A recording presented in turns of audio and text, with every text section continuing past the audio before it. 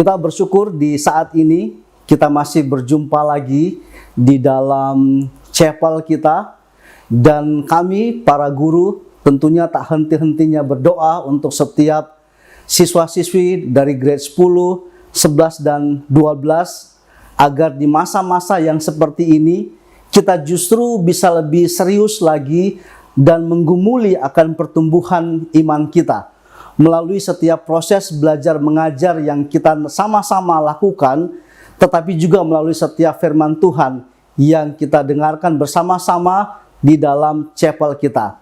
Dan hari ini kita akan memikirkan satu bagian dari firman Tuhan yang terdapat di dalam Lukas pasal 24 ayat 13 sampai 35, yang khotbah saya pada chapel kali ini saya berikan suatu tema, berjalan bersama tetapi tak melihat. Dan sebelum kita akan bersama-sama merenungkan akan bagian firman Tuhan ini, saya ingin mengajak kita semua untuk terlebih dahulu berdoa, memohon hikmat, memohon kuasa penyertaan Tuhan, sehingga setiap firman Tuhan yang ditaburkan kepada kita akan sungguh-sungguh tertanam dalam diri kita, bertumbuh dan berbuah, menghasilkan suatu karakter Kristus yang unik di dalam diri kita, justru di masa-masa yang kita harus lewati sekarang ini, masa-masa sulit yang harus kita lewati sekarang ini. Mari bersama-sama kita mengambil waktu untuk tunduk kepala, kita berdoa secara serius di hadapan Tuhan kita. Mari kita berdoa. Kami datang kepadamu ya Tuhan di saat ini. Kami bersyukur oleh karena Engkau terus-menerus memelihara kami. Kami datang kepadamu ya Tuhan oleh karena kami sungguh-sungguh menyadari bahwa perjalanan hidup kami adalah suatu perjalanan dari iman kepada iman. Suatu perjalanan hidup yang membuat kami harus terus-menerus menggumuli akan setiap hal yang kami terima daripada firman-Mu. Oleh karena itu, ya Tuhan, kami datang kembali kepadamu di saat ini memohon kiranya Engkau memberikan hikmat-Mu kepada kami sehingga kami mampu untuk mempelajari akan firman-Mu. Tapi juga ya Tuhan, di saat yang penuh dengan sukacita ini, kami tak lupa juga berdoa menyerahkan pemerintah kami. Kiranya Engkau menolong mereka, Engkau berikan hikmat bijaksana kepada mereka sehingga mereka boleh mengambil kebijakan-kebijakan strategis yang sungguh-sungguh membawa dampak kepada dibebaskannya negeri kami ini daripada wabah COVID-19 yang sedang berkecamuk. Kami juga tak henti-hentinya berdoa kepada para medis sebagai orang-orang yang berada pada garda paling depan, yang berhadapan langsung dengan permasalahan ini.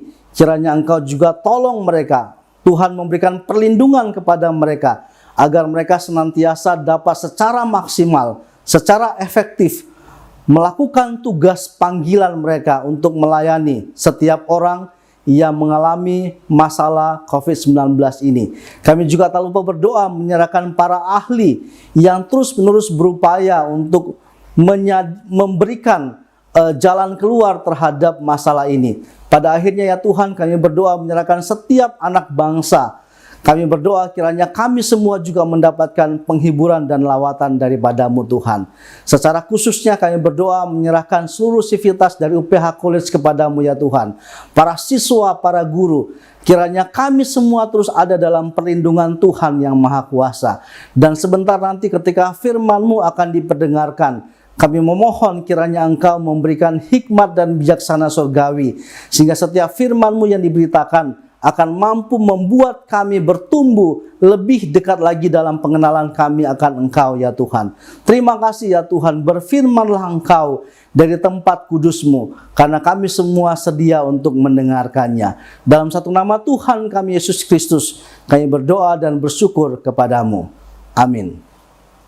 Pembacaan Alkitab kita pada pagi hari ini di dalam chapel kita terdapat di dalam Injil Lukas pasal yang ke-24 ayat 13 sampai dengan 35. Saya hanya akan membacakan beberapa bagian daripada Injil ini dan nantinya kita akan merenungkannya. Pada bagian awal saya ingin mengajak kita untuk bersama-sama melihat dari dalam ayat yang ke-13 hingga ayatnya yang ke-18. Saya akan bacakan untuk kita semua. Pada hari itu juga, dua orang dari murid-murid Yesus pergi ke sebuah kampung bernama Emmaus, yang terletak kira-kira 7 mil jauhnya dari Yerusalem. Dan mereka bercakap-cakap tentang segala sesuatu yang telah terjadi. Ketika mereka sedang bercakap-cakap dan bertukar pikiran, datanglah Yesus sendiri mendekati mereka, lalu berjalan bersama-sama dengan mereka. Tetapi ada sesuatu yang menghalangi mata mereka, sehingga mereka tidak dapat mengenal Dia. Yesus berkata kepada mereka, "Apakah yang kamu percakapkan sementara kamu berjalan?" Maka berhentilah mereka dengan muka muram. Seorang dari mereka, namanya Kleopas, menjawabnya, "Adakah engkau satu-satunya orang asing di Yerusalem yang tidak tahu apa yang terjadi di sini pada hari-hari belakangan ini?" Bagian berikutnya yang akan kita baca terambil mulai dari ayat yang ke-28 hingga ayatnya yang ke-35. Demikian bunyi firman Tuhan. Mereka mendekati kampung yang mereka tuju. Lalu ia berbuat seolah-olah hendak meneruskan perjalanannya. Tetapi mereka sangat mendesaknya, katanya, "Tinggallah bersama-sama dengan kami, sebab hari telah menjelang malam dan matahari hampir terbenam." Lalu masuklah ia untuk tinggal bersama-sama dengan mereka. Waktu ia duduk makan dengan mereka, ia mengambil roti, mengucap syukur, lalu memecah-mecahkannya dan memberikannya kepada mereka. Ketika itu, terbukalah mata mereka dan mereka pun mengenal Dia. Tetapi ia lenyap dari tengah-tengah mereka. Kata mereka seorang kepada yang lain, "Bukankah hati kita berkobar-kobar ketika ia berbicara dengan kita di tengah jalan dan ketika ia menerangkan kitab suci kepada kita?" Lalu bangunlah mereka dan terus kembali ke Yerusalem. Di situ mereka mendapati ke-11 murid itu. Mereka sedang berkumpul bersama-sama dengan teman-teman mereka. Kata mereka itu, "Sesungguhnya Tuhan telah bangkit dan telah menampakkan diri kepada Simon." Lalu kedua orang itu pun menceritakan apa yang terjadi di tengah jalan dan bagaimana mereka mengenal Dia pada waktu ia memecah-mecahkan roti. Anak-anakku, grade 10, 11, 12 yang saya kasihi, dan para bapak ibu guru yang juga bersama-sama menikmati akan chapel kita pada saat ini. Minggu-minggu ini tentu saja merupakan minggu-minggu yang masih hangat di dalam pengalaman kita sebagai orang percaya, di mana kita sama-sama baru saja melewati suatu peristiwa besar, suatu peristiwa akbar yang berkenaan dengan dasar fundamental daripada iman Kristen kita. Sama-sama kita ketahui bahwa peristiwa itu merupakan suatu momen yang begitu bersejarah, bukan hanya secara faktual di dalam sejarah kehidupan umat manusia, tetapi peristiwa yang menjadi afirmasi dari kebenaran iman, dari kebenaran penyataan Allah, tetapi juga merupakan suatu pembuktian dari penggenapan-penggenapan di perjanjian lama.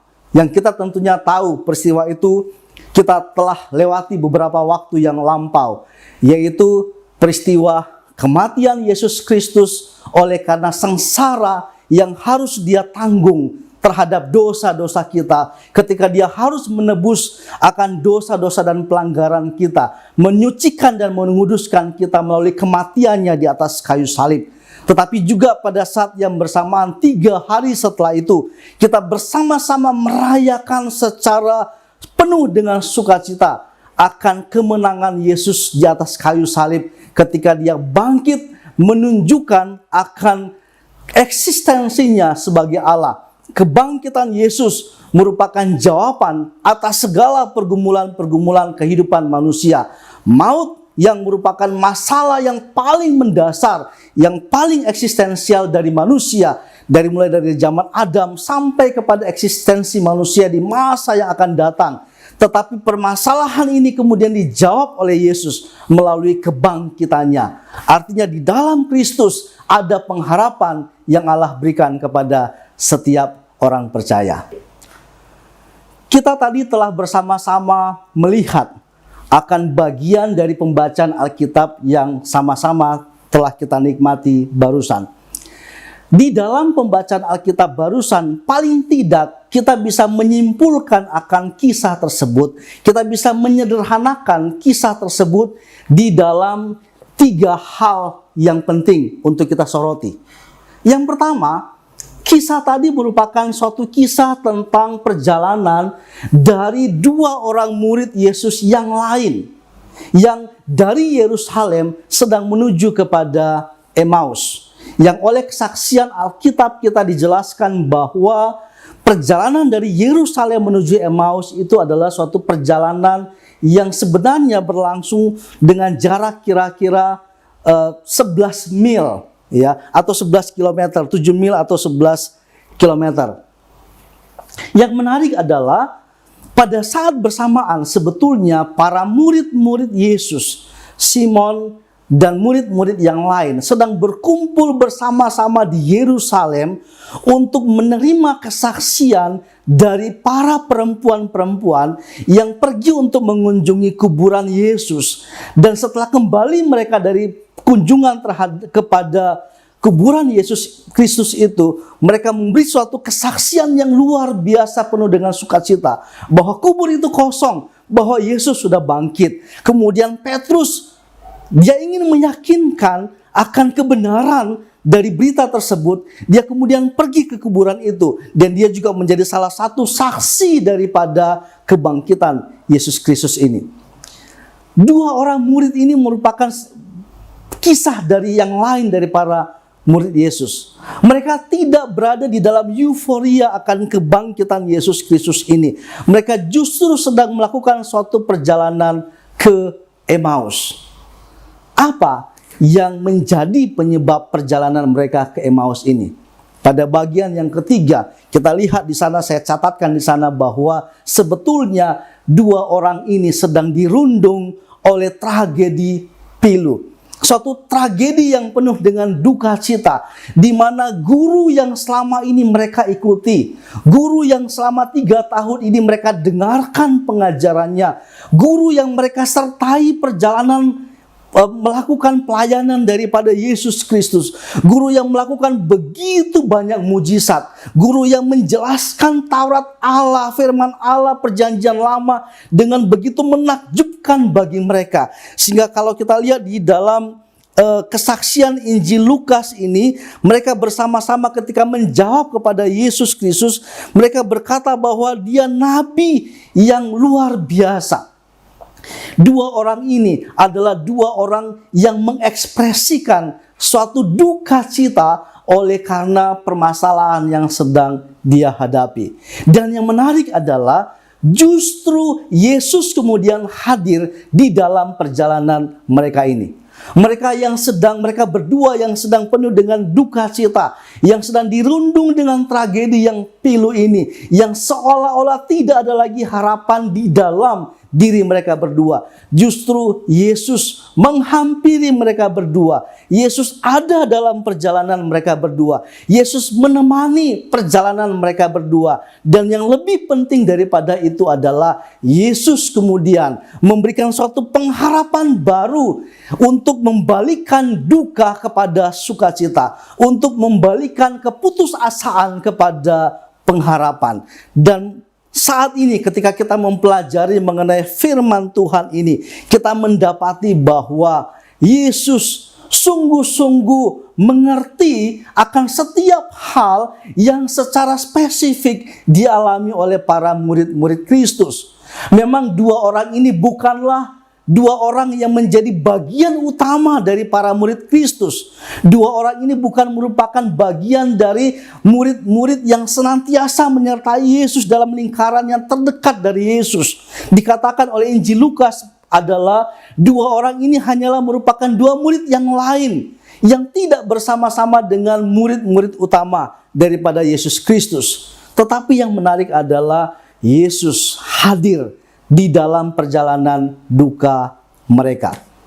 Anak-anakku serta Bapak Ibu guru yang saya kasihi dalam Tuhan kita Yesus Kristus, ini sungguh-sungguh menjelaskan kepada kita, ini sungguh-sungguh dapat menjadi penghiburan bagi kita di masa-masa saat ini, ketika kita harus berada terpisah dari kerumunan orang banyak, ketika kita harus merasa jauh daripada komunitas, sehingga ketika kita merasa bahwa kita terjebak di dalam rutinitas yang hanya kita lakukan berhadapan dengan laptop, berhadapan dengan handphone, berhadapan secara online, tidak bisa bertegur sapa, tidak bisa berangkulan, tidak bisa bergandengan tangan dengan komunitas kita. Kita merasa bahwa ini merupakan suatu masa di mana kita mengalami suatu tragedi yang begitu berat di abad ke-21 ini.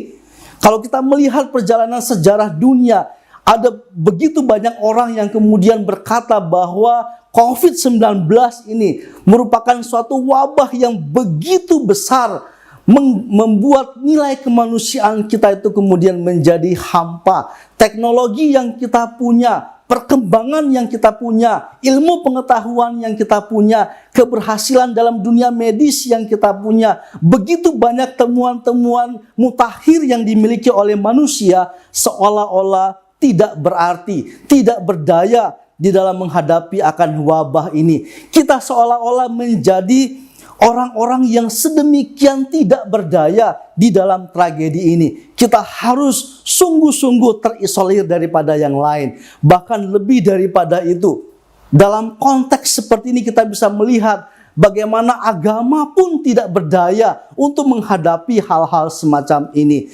Kita yang terbiasa untuk beribadah bersama-sama di gereja, kita bahkan dibatasi sedemikian rupa sehingga tidak bisa lagi bersama-sama. Ini menjadi suatu tragedi kemanusiaan yang begitu dalam. Tapi perhatikanlah dari kisah yang dialami oleh Kleopas dan rekannya ini, di mana Yesus hadir di sana di dalam tragedi yang paling memilukan yang mereka alami, justru menjadi penguatan kepada kita bahwa dalam tragedi yang saat ini sedang kita alami, percayalah dan teruslah percaya bahwa Yesus juga hadir. Yesus mendampingi kita. Yesus menyertai perjalanan kehidupan kita. Yesus menyertai ketika kita ada dalam pergumulan ini. Yesus sungguh-sungguh tidak pernah meninggalkan kita.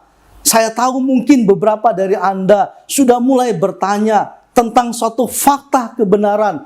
Apakah Allah masih sungguh-sungguh merupakan Allah yang berkuasa? Apakah Allah masih sungguh-sungguh merupakan Allah yang berdaulat atas sejarah hidup manusia? Ketika saat ini kita harus bersama-sama menghadapi ketidakberdayaan atas wabah ini. Percayalah, firman Tuhan masih menjadi jaminan bagi kita bahwa Allah yang kita sembah, Allah yang kita percayai di dalam Yesus Kristus adalah Allah yang sungguh-sungguh hadir dalam setiap sejarah kehidupan kita. Allah bahkan dapat mempergunakan tragedi yang jauh lebih besar daripada yang saat ini kita hadapi untuk menunjukkan kepada kita betapa Dia sungguh-sungguh hadir, Dia sungguh-sungguh menyertai kita, Dia sungguh-sungguh tidak pernah meninggalkan kita. Percayalah bahwa kebenaran bahwa Allah menyertai kita itu merupakan sesuatu yang dapat kita pegang teguh. Dia menjadi sama seperti sauh yang kita kemudian pegang teguh di tengah-tengah badai kehidupan kita. Percayalah bahwa Allah menyertai kita, dan penyertaan Allah itu merupakan suatu penyertaan yang berdaulat, suatu penyertaan yang memberikan penyegaran kepada kita, suatu penyertaan yang menunjukkan betapa kasih-Nya tidak pernah berhenti atas kita, suatu penyertaan yang membuktikan kepada kita bahwa Dia telah mati atas dosa-dosa kita, tapi juga Dia merupakan Allah yang menyertai kita karena Dia sungguh-sungguh sudah bangkit. Namun demikian, anak-anakku, para siswa grade 10, 11, 12 yang saya kasihi, dan Bapak Ibu guru yang saya hormati, Pertanyaan mendasarnya bagi kita saat ini adalah, mengapa Allah menyediakan atau mengapa Allah menghadirkan ada babak yang penuh dengan duka cita? Mengapa Allah kemudian mengizinkan babak kisah yang penuh dengan tragedi ini untuk hadir di dalam kisah sukacita ini? Ini sesuatu pertanyaan yang harus kita pikirkan dengan baik. Karena ini merupakan suatu realitas yang tidak bisa kita lari dari hadapannya. Kita tidak bisa menyembunyikan fakta realitas yang kita hadapi. Kita tidak bisa berkata bersembunyi bahwa saya beriman. Bagaimana iman itu kemudian menjadi suatu pemahaman yang dapat kita aplikasikan secara nyata dalam kehidupan kita setiap hari? Bagaimana iman itu menjadi suatu iman yang fungsional justru di saat-saat yang seperti ini? Oleh karena itulah kita sekarang akan melihat pada bagian slide yang kedua. Slide yang selanjutnya ini sebetulnya menjelaskan kepada kita bahwa kisah ini merupakan suatu kisah yang unik karena di dalamnya hadir aspek-aspek yang paradoks. Suatu aspek-aspek yang menunjukkan kepada kita bahwa Allah yang kita sembah, Allah yang kita kenal di dalam Yesus Kristus sungguh-sungguh merupakan Allah yang hidup. Allah yang tidak hanya bersembunyi di dalam fakta-fakta sejarah perjanjian lama. Dia sebagai pencipta, dia sebagai pemelihara, dia yang hadir dalam sejarah umat-umat perjanjian lama, dia menjadi Allah yang hadir dalam sejarah bangsa Israel. Kita harus juga memahami bahwa Allah yang sama adalah Allah yang juga hadir di masa kini. Oleh karena itu paradoks ini seharusnya merupakan suatu bagian dari kisah yang hidup yang harus kita perhatikan.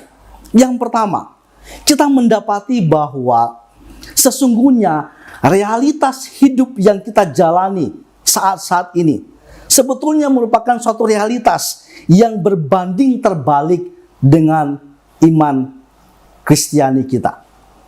Ini sesungguhnya merupakan sesuatu yang penting untuk menunjukkan kepada kita bahwa Allah sesungguhnya sedang ingin untuk menunjukkan kepada kita bagaimana seharusnya kita punya iman yang berkualitas. Iman yang sejati itu bukan iman yang tidur.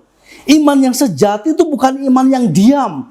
Tetapi iman yang sejati itu adalah iman yang terus bergerak maju. Iman yang terus bergerak bahkan di tengah-tengah himpitan. Iman yang sejati itu adalah iman yang mampu untuk hadir di tengah-tengah setiap realitas kehidupannya. Kita tidak bisa berkata bahwa saya adalah seorang yang punya iman, sementara kita bersembunyi di balik fakta-fakta apa itu iman. Kita tidak bisa berkata bahwa saya adalah orang yang beriman, kemudian kita bersembunyi di balik dalil-dalil ajaran-ajaran gereja yang sama-sama kita memahami. Justru iman yang sejati adalah iman yang bergerak terus. Iman yang harus terus-menerus menunjukkan jati dirinya sebagai iman yang sejati, sekalipun realitas yang dihadapi merupakan realitas yang berbanding terbalik dengan keinginan-keinginan yang kita alami, yang kita miliki.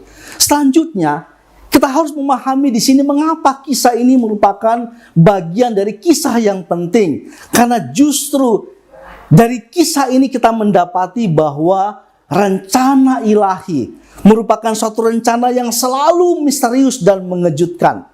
Siapa yang sangka bahwa Kleopas dan seorang yang lain ini kemudian ternyata dalam perjalanan mereka yang penuh dengan tragedi itu, dalam perjalanan mereka yang penuh dengan duka itu, justru menjadi satu bagian pelengkap dari kisah Injil, kabar sukacita mengenai kebangkitan Kristus.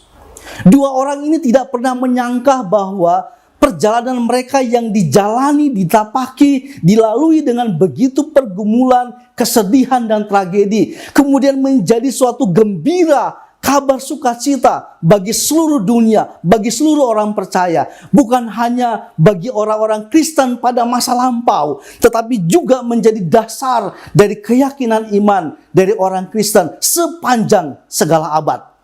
Siapa yang menyangka bahwa kisah dua orang ini akan terus dikenang, diingat, menjadi sebuah berita yang begitu kuat untuk menjelaskan kepada kita tentang Allah yang misterius, tentang Allah yang tak terpahami, tentang Allah yang sungguh-sungguh kasih-Nya itu tidak bisa dibatasi dengan pikiran kita yang terbatas. Tapi juga yang ketiga, hal yang menarik untuk kita perhatikan dari dalam kisah ini adalah kita mendapati suatu reaksi yang natural dari orang-orang ini, dari dua orang ini. Dua orang ini sebetulnya merupakan ekspresi dari reaksi spontan kita dengan Tuhan. Berapa banyak di antara kita yang mampu untuk betul-betul sadar bahwa pada masa-masa yang seperti ini kita justru dituntut Tuhan untuk mempertanggungjawabkan iman kita. Berapa banyak di antara orang-orang yang mengaku percaya kepada Allah, yang berbakti kepada Allah, yang telah bertahun-tahun hidup dalam pembacaan kitab suci, di dalam waktu-waktu berdoa yang begitu banyak di hadapan Allah. Berapa banyak di antara mereka yang di saat-saat seperti ini kemudian mampu untuk menyadari akan kerapuhan jiwa mereka. Justru yang terjadi adalah seringkali orang Kristen, kita sebagai orang yang mengaku percaya kepada Tuhan, abai dengan realitas seperti ini. Kita menjadi orang-orang yang kemudian berusaha mencari untuk keamanan diri kita sendiri. Kita justru menjadi orang yang justru bersembunyi di balik kepemilikan yang kita punya.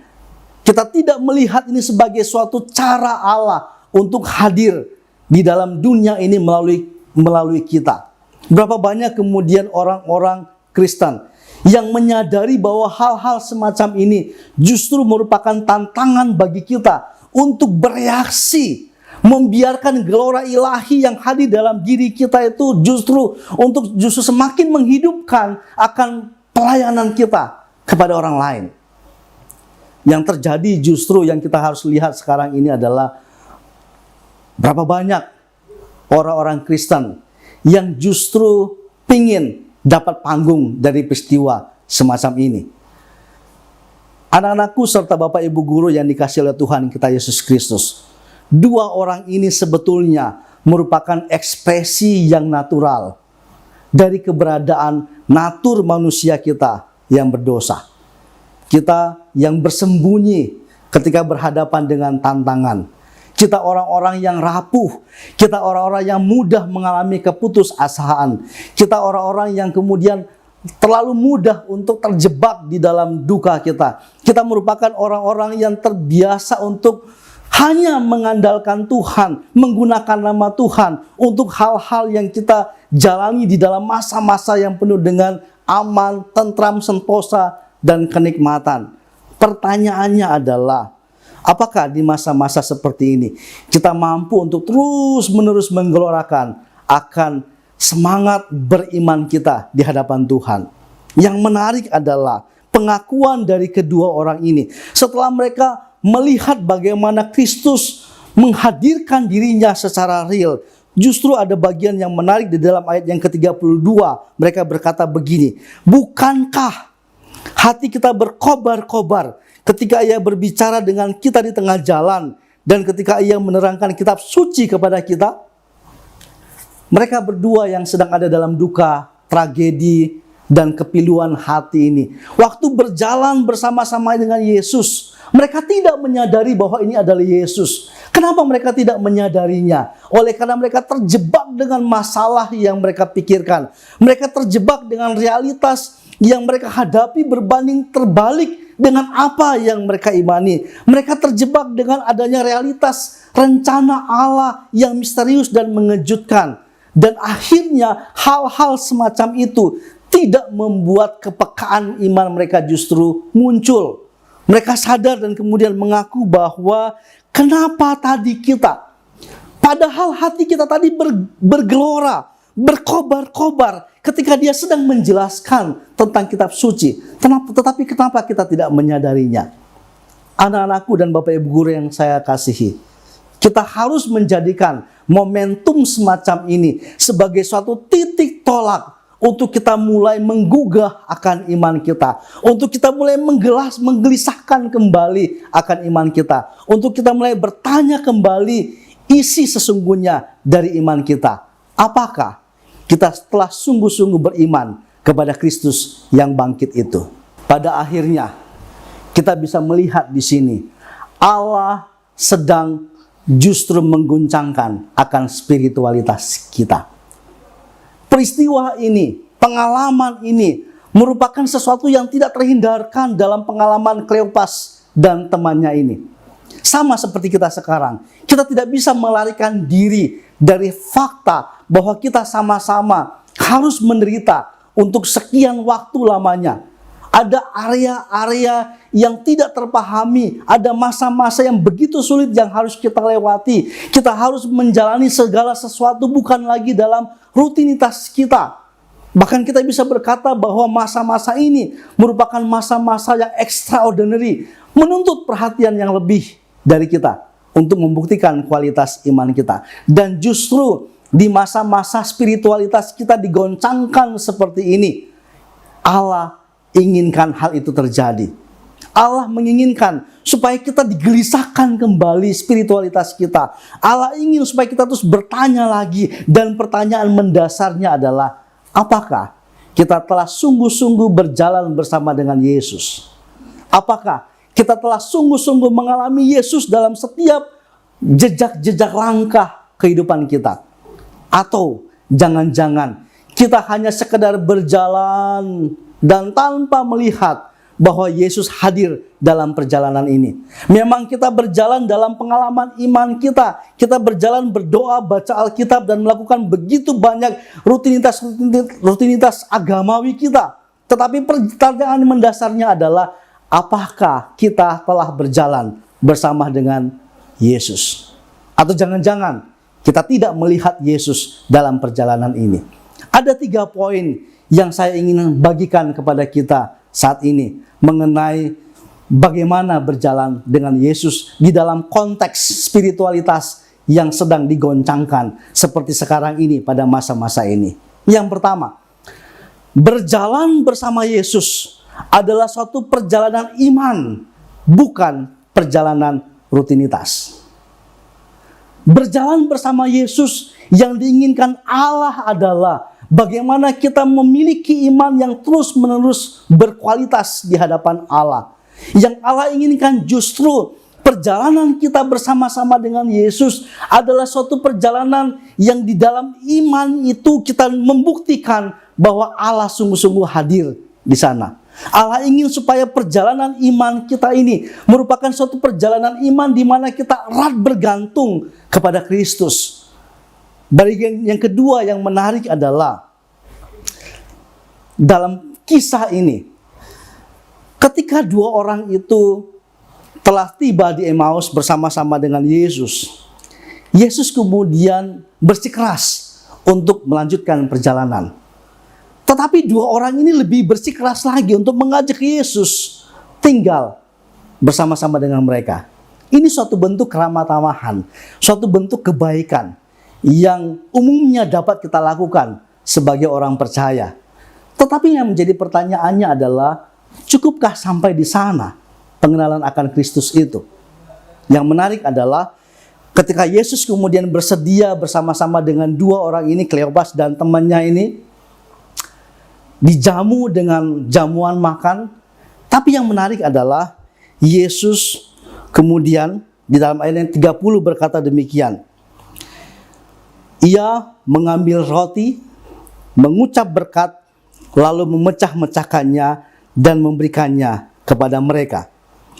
Ketika itu terbukalah mata mereka dan mereka pun mengenal Dia, tetapi Ia lenyap dari tengah-tengah mereka.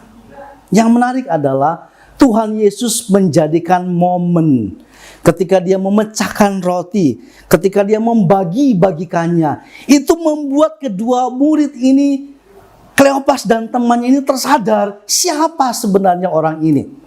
Dia bukan hanya seorang yang hadir dalam perjalanan mereka. Dia bukan orang biasa. Dia bukan hanya seorang yang mampu menjelaskan akan perjanjian lama dengan begitu baik kepada mereka. Dia bukan hanya seorang yang berkata dengan lantang dan keras kepada mereka di dalam ayat yang ke-25.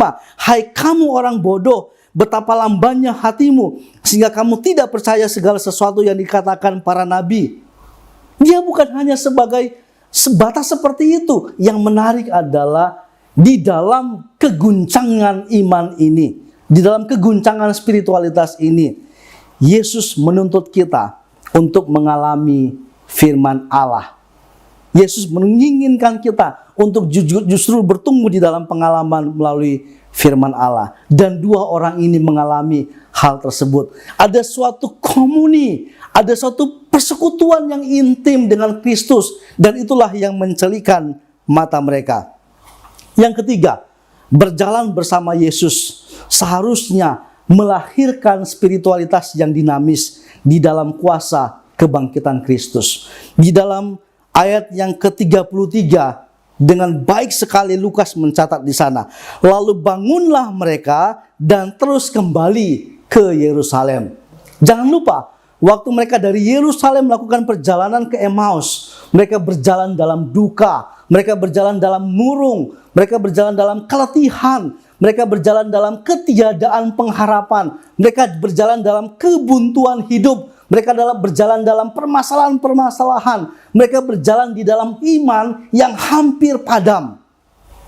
Tetapi pertemuan dengan Kristus mengubahkan segala-galanya. Kesadaran bahwa Kristus itu bangkit, fakta iman bahwa Kristus itu bangkit, fakta sejarah yang menjadi afirmasi bahwa Kristus itu sudah bangkit, menjadi kuasa yang mengubahkan mereka. Sehingga kuasa kebangkitan itu menolong mereka untuk kembali bangkit, menghadirkan suatu pengharapan baru di dalam diri dua orang ini. Sehingga mereka bangun, dan dengan kekuatan yang dipulihkan itu, dengan pengharapan yang dipulihkan itu, dengan kemenangan iman itu, dengan spiritualitas yang sudah teruji itu, dengan sukacita itu, mereka kembali lagi ke Yerusalem dengan cara pandang yang berbeda, dengan semangat yang berbeda, dengan karakter yang berbeda, karena ada kuasa kebangkitan Kristus yang telah hadir di sana. Bapak Ibu guru yang saya kasihi dan juga para siswa yang saya kasihi, melalui spiritualitas yang digoncangkan ini, lihatlah bahwa Allah sebetulnya sangat ingin untuk kita datang kepadanya, mendekat kepadanya untuk mengalami kuasa kebangkitan Kristus. Paskah tahun ini entah sudah merupakan Paskah yang keberapa bagi kita. Sebagai orang yang sejak kecil sudah percaya kepada Yesus Kristus dan beragama Kristen, saya telah mengalami Paskah berkali-kali, puluhan kali.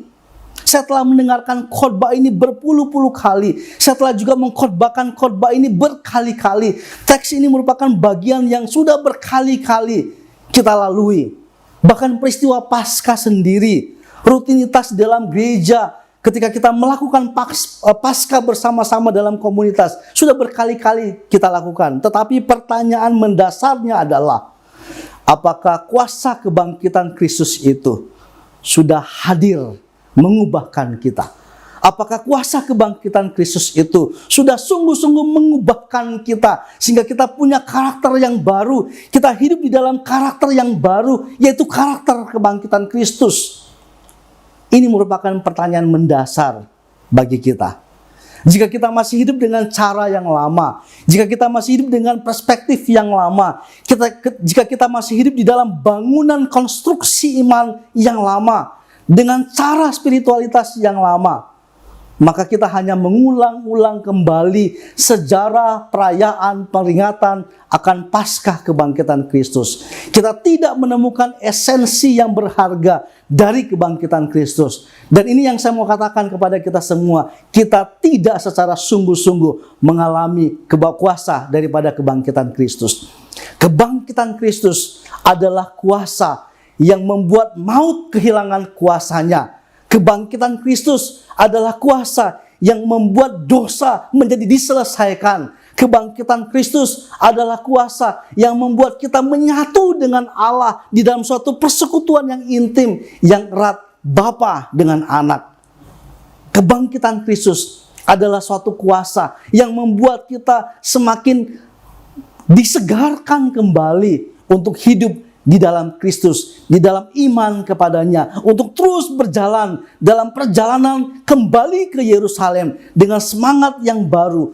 Dia bangkit, Dia menyertai kita. Spiritualitas kita sedang digoncangkan oleh Allah. Dan maksud Allah adalah supaya kita mengalami kuasa kebangkitan Kristus. Pertanyaan bagi kita saat ini adalah, apa yang harus kita lakukan di dalam berjalan bersama Yesus itu?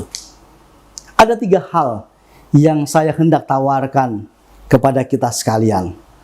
Dari dalam pergumulan saya, perjalanan iman dan realitas yang saya lihat, fenomena yang muncul yang kita sama-sama perhatikan, ada 3 hal yang saya coba tawarkan kepada kita semua, komunitas UPH College, untuk kita benar-benar gumuli dan pikirkan. Yang pertama, mari kita memelihara hati kita untuk bertekun di dalam firman. Di masa-masa yang seperti ini, ada begitu banyak orang-orang yang muncul dengan membawa kepalsuan. Ada begitu banyak orang yang muncul dengan membawa pengakuan-pengakuan yang sebetulnya tidak berlandaskan firman Tuhan. Sudah berapa banyak orang yang muncul dan viral di media sosial yang mengaku bahwa dia nabi, yang mengaku bahwa dia adalah juru selamat, yang datang membawa pengakuan bahwa dia bisa menyelesaikan masalah ini. Sudah berapa banyak orang yang muncul, tetapi pertanyaannya, apakah itu dari Tuhan? Oleh karena itu, Bapak Ibu Guru dan seluruh siswa yang saya kasihi dalam Tuhan kita Yesus Kristus, di tengah-tengah kondisi yang seperti ini, mari kita bersama-sama memelihara hati kita untuk bertekun di dalam firman Tuhan. Martin Luther menyampaikan suatu pandangan yang luar biasa menariknya bagi kita. Dia berkata, sola experientia facit theologicum. Yang artinya bahwa dia ingin menjelaskan kepada kita, hanya dalam pengalaman yang sejatilah kita sungguh-sungguh menjadi seorang yang mengenal Allah. Pengalaman sejati dalam hal apa? Pengalaman sejati di dalam mengenal akan anugerah dari Allah, sola gratia. Pengalaman sejati di dalam membangun iman yang sungguh-sungguh murni di hadapan Allah, sola fidei. Tapi juga yang ketiga, jangan lupa, suatu pengalaman kita bertumbuh di dalam firman Allah. Kita menguji segala sesuatu yang kita lihat, yang kita dengar, yang sedang viral belakangan ini dengan firman Allah, sola scriptura. Oleh karena itu, hal yang pertama yang saya ingin usulkan kepada kita semua, yang saya tawarkan kepada kita adalah, mari dalam konteks yang seperti ini, kita lebih lagi memelihara hati kita untuk bertekun dalam firman Tuhan. Waktu-waktu yang tersedia di rumah, kita dibatasi dalam hal segala sesuatu untuk pergi bepergian kemanapun. Kita gunakan waktu-waktu kita di rumah itu untuk membaca firman Tuhan, untuk menggali firman Tuhan, untuk lebih meneliti lagi firman Tuhan, merenungkannya siang dan malam seperti kata pemazmur, menyimpannya dalam hati kita, merenungkan Taurat itu, karena daripadanya kita mendapatkan kebenaran. Yang kedua, kita perlu memperhatikan tanda Kristus, agar kita tidak tertipu dengan tanda-tanda zaman ini. Ada begitu banyak orang yang muncul menjadi kopi dari Kristus. Ada begitu banyak orang yang muncul membawa nama Kristus, membawa legitimasi dari Kristus, menjadi peniru dari Kristus. Justru di saat-saat ini kita harus jeli dan memohon kepada Allah supaya kita diberikan roh bijaksana, roh hikmat dari Allah, supaya kita mampu mengenali tanda Kristus yang sesungguhnya, tidak menjadi tertipu dengan tanda-tanda zaman. Ada orang yang bisa fasih lidahnya berkata-kata, ada orang yang dengan kemampuan akademiknya mampu memberikan bukti-bukti yang akurat dan detail. Tetapi pertanyaannya adalah, apakah dia sungguh-sungguh membicarakan Kristus? Apakah dia sungguh-sungguh membawa nama Kristus? Atau jangan-jangan dia sedang mencoba untuk membawa nama dirinya ditinggikan, lebih daripada nama Kristus. Yang ketiga, perkatakan iman kita di dalam aksi dan tindakan yang penuh dengan antusias. Justru di saat-saat seperti ini, Allah sedang menuntut kita untuk menjadi orang-orang yang memperkatakan iman kita dalam aksi, dalam tindakan, dalam perbuatan. Ada begitu banyak orang-orang di sekitar kita yang tentu saja bergumul dengan masalah-masalah ini. Mereka bukan hanya bergumul terpapar dengan COVID-19 ini, mereka bergumul dengan keseharian mereka. Dan justru di masa-masa yang seperti ini, Allah ingin supaya kita tampil ke depan, supaya orang percaya tampil, supaya gereja hadir, supaya kita sebagai komunitas dari orang-orang yang percaya kepada Tuhan, yang mendasarkan hidup kita atas ajaran kebenaran firman Tuhan. Kita hadir keluar dan memperlihatkan inilah kasih yang sesungguhnya. Saya bersyukur oleh karena saya mendengar ada beberapa kelompok dari setiap AA yang telah melakukan hal-hal yang begitu luar biasa, menyumbangkan hal-hal yang begitu penting, sembako dan lain sebagainya, APD dan lain sebagainya. Ini yang justru ingin Allah lihat dari kita, memperkatakan iman dalam aksi dan tindakan yang penuh dengan antusias. Semua yang kita lakukan kiranya berkenan di hadapan Allah. Dan chapel kita hari ini akan menjadi peneguhan bagi kita bahwa iman kepada Allah tidak pernah sia-sia. Mempercayai Kristus yang sudah bangkit itu tidak pernah sia-sia, karena Dia sungguh-sungguh bangkit dan menyertai kita. Di akhir daripada khotbah saya hari ini, saya ingin mengajukan dua buah pertanyaan reflektif kepada masing-masing kita. Yang pertama, mengapa kita cenderung gagal dalam usaha berjalan bersama Yesus? Luangkan waktumu 3-5 menit untuk menggumuli bagian ini. Mengapa kita cenderung gagal dalam usaha berjalan bersama dengan Yesus? Yang kedua, apa usaha terobosanmu untuk menjaga dan memperlihatkan kualitas berjalan bersama Yesus di tengah-tengah pandemi yang sedang menciptakan krisis kemanusiaan sekarang ini? Apa terobosan imanmu? Apa langkahmu yang paling nyata yang boleh engkau lakukan saat ini? Pikirkan dengan baik, gumuli dengan baik, ikrarkan di hadapan Tuhan, komit dan lakukan itu. Maka percayalah, kuasa kebangkitan Kristus menyertaimu.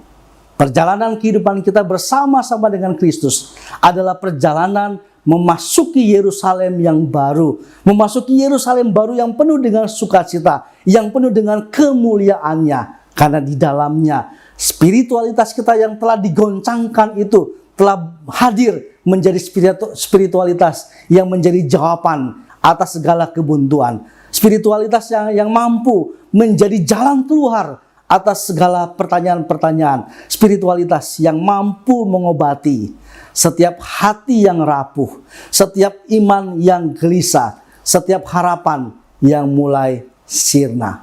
Kiranya kita, komunitas UPH College, dapat bertumbuh bersama-sama melewati pandemi ini dengan terus percaya kepada kebangkitan Kristus, terus berjalan bersama-sama dengan Kristus. Karena untuk itulah kita semua dipanggil oleh Tuhan. Mari kita berdoa. Tuhan, kami bersyukur kepadamu atas firman-Mu. Kiranya Engkau tolong kami ya Tuhan, agar firman-Mu ini sungguh-sungguh kami dapat hidupkan dalam perjalanan kami.